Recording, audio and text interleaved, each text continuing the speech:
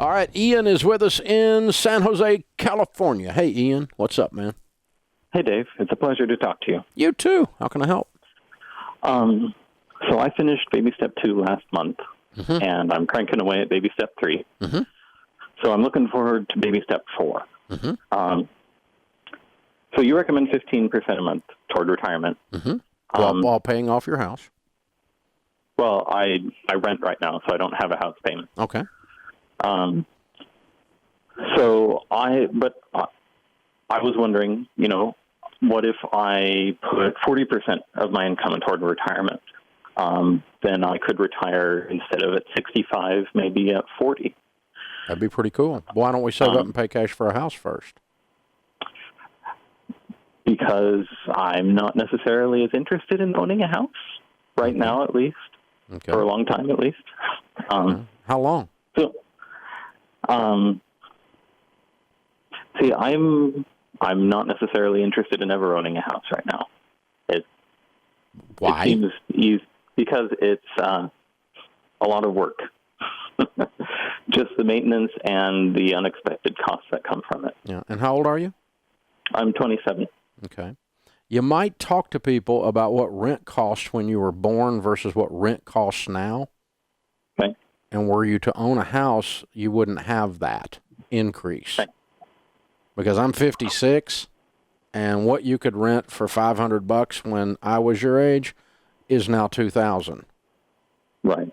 And that's going to happen to you, and it's going to steal your wealth.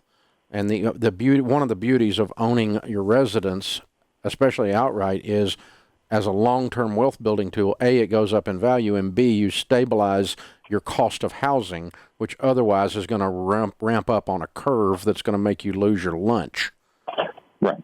So from a long-term standpoint, I get that it's a lot of work, and I'm not necessarily saying you need to cut grass, dude. Get you a condo. I don't care.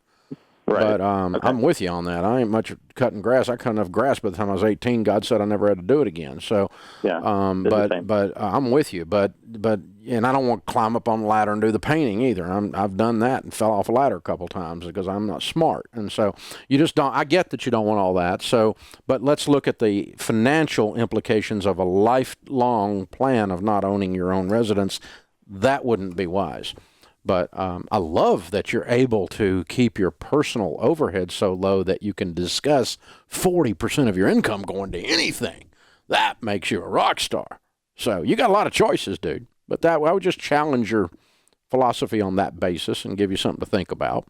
And so having said that, my personal goal, and the way I answer questions, Ian, is if I was 27 and knew what I knew now, what would I do if I were in your situation? I would save 15% of my income and throw the other 25% in a bucket and pay cash for a nice little condo. And as soon as I did that, I'd kick it up to 40%.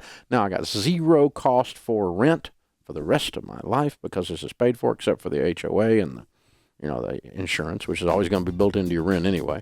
So, and then you can really save and become a multi-bazillionaire and live like no one else and give like no one else. And so your long-term goal is still there. We're just going to stabilize your housing cost as a part of the plan. That's the only, tune-up to your idea I would bring. Hey, thanks for the call.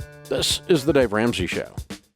Hey guys, thanks for watching. If you enjoyed this video, click the subscribe button to get the latest content and check out these other great clips from the show.